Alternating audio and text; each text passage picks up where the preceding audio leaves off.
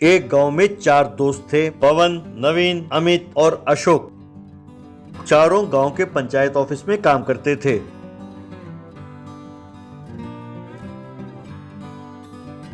उन चारों में जो अमित था वो बड़ा मुंह फट था और बहुत घमंडी था। सबको नीचा दिखाना उसे बहुत पसंद था। उसके दोस्तों ने उसे बहुत समझाया लेकिन वो सुधरा नहीं। अमित, अरे तुम लोग क्या मुझे समझाओगे हैं? मैं तुम लोगों जैसा नहीं हूँ। मैं किसी से नहीं डरता, चाहे वो कोई भी हो। मेरा जो जी में आएगा मैं बोलूंगा। मैं अपने आप को नहीं बदल सकता। मुझे समझाते समझाते तुम लोग थक जाओगे, पर मैं नहीं बदलूंगा। ये सुनकर उसके दोस्त सर पीट कर रह जाते।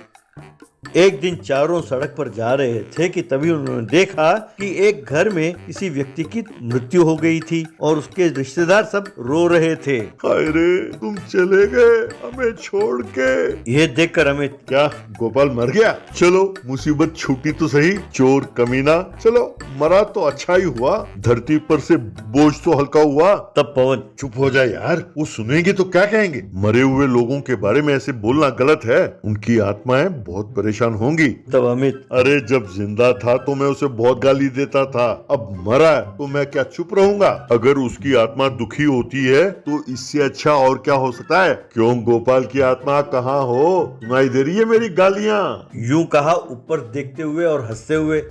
तब नवीन, यार तू नहीं सुधरने वाला। सुन भाई, आत्माओं के साथ पंगा ना लेना, वो तुझे बहुत तंग करेंगी। तब अमित, मेरा सर, अरे होती कहाँ है ये आत्माएं? शमशान घाट में हैं? तो ठीक है, मैं एक रात वहीं बिताऊंगा।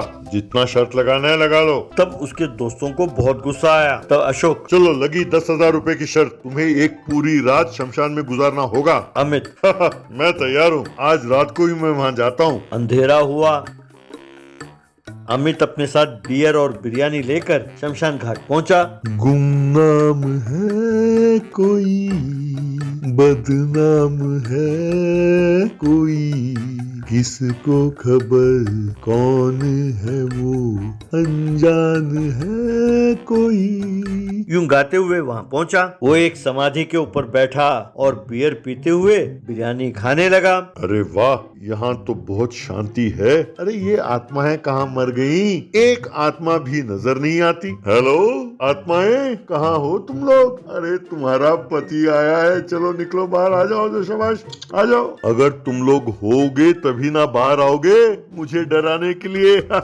यूं कहकर उसने सिगरेट अपने होंठों में लगाया और उसे सुलगाने के लिए माचिस ढूंढने लगा। धत, मैं माचिस घर पे ही भूल आया। अब मैं क्या करूं?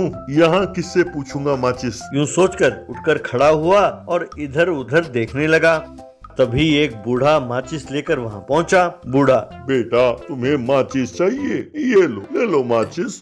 माचिस लेते हुए अमित, अरे वाह, इस कलयुग में मांगो तो भी कोई माचिस नहीं देता, और एक तुम हो कि बिना मांगे ही ना कर देते हो। हाँ, वाकई तुम बहुत ग्रेट हो।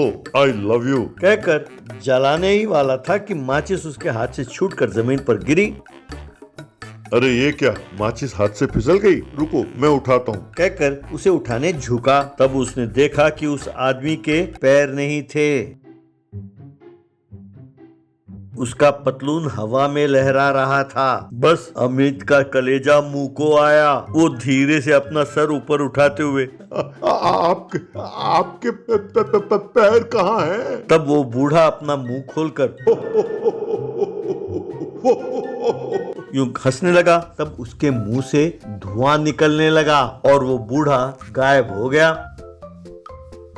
बस मारे डर के अमित वहां से भागने लगा। यूं भागते भागते वो एक आदमी से टकराया और वहीं रुक गया। वो आदमी अमित को रोकते हुए, क्या हुआ बेटे, तुम यूं भाग क्यों रहे हो? तब अमित, भाई साहब मुझे बचा लीजिए, मुझे बचा लीजिए। तब वो आदमी, डरो नहीं बेटा, मैं तुम्हारे पास हूँ। क्या हुआ ये तो बताओ। तब अमित, भूत, भूत मैंने अपने आंखों से देखा है, मुझे बचा लो, मुझे बचा लो। तब वो आदमी, भूत। पर भूत से तुम क्यों डरते हो? जो कल इंसान था आज वो भूत है, आज जो इंसान है कल वो भूत बन जाएगा। मैं हूं ना तुम्हारे पास, डरो नहीं। तब अमित, भाई साहब, आपको देखने के बाद ही मुझ में हिम्मत आई। लगता है भगवान ने ही आपको मेरे पास भेजा है। कृपा करके आप मुझे मेरे घर तक छोड़ दें, मैं आपके पांव पड़ता हूँ। कहकर झुका और उसके पैर पड़ा। फिर जब उसने उठकर देखा, उस व्यक्ति का सर नहीं था।